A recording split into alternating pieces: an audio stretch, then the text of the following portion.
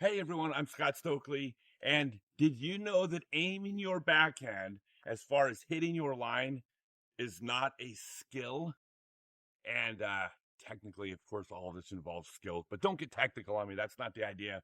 The point is that aiming your backhand is not about running up the middle of the pad and then aiming right at the tree or aiming left of the pole. Aiming your backhand is instead about creating simple mechanics that you can repeat that allow the disc to fly straight on a line out of your hand. And then when you want to aim, you place the mechanics on the line you want to throw.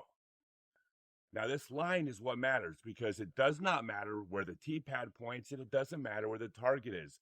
The line that you're throwing your backhand along is the line the disc is going to be leaving your hand, ignoring where the T pad appears to point.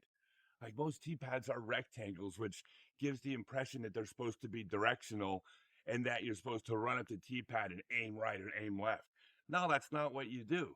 You ignore the shape of the T pad and throw on the line you want the disc to fly.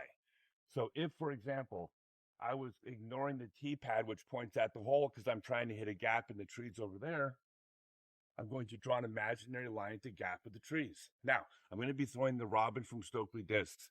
After you do what I'm showing you here and you go out and you start hitting your line and missing first available, if you want to repay me, give Stokely Discs a try. Just go to StokelyDiscs.com. Check with a local retail store first. But I would encourage you to try the Robin. It's a really straight flying fairway driver. So this is all I'm going to do. I'm going to draw the imaginary line.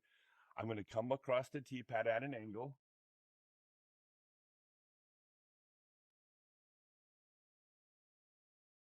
And I'm going to throw straight through the gap in the trees. Now, a couple points to consider here. The first is it awkward at times to come across the tee pad at an angle because you have to step on the ground and up onto the pad? Well, the answer is yeah, it kind of is. It's a fault of the tee pads, not the fault of you as a player. But unless there's an extreme situation, you don't run up the tee pad and then try to turn right and left at the end.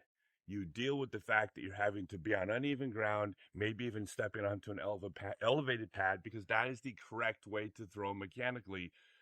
In most cases, use your judgment. If it's severe enough, I suppose that could change. And of course, if you're throwing an approach shot at fairway, you may have obstacles in the way not allowing you to do that.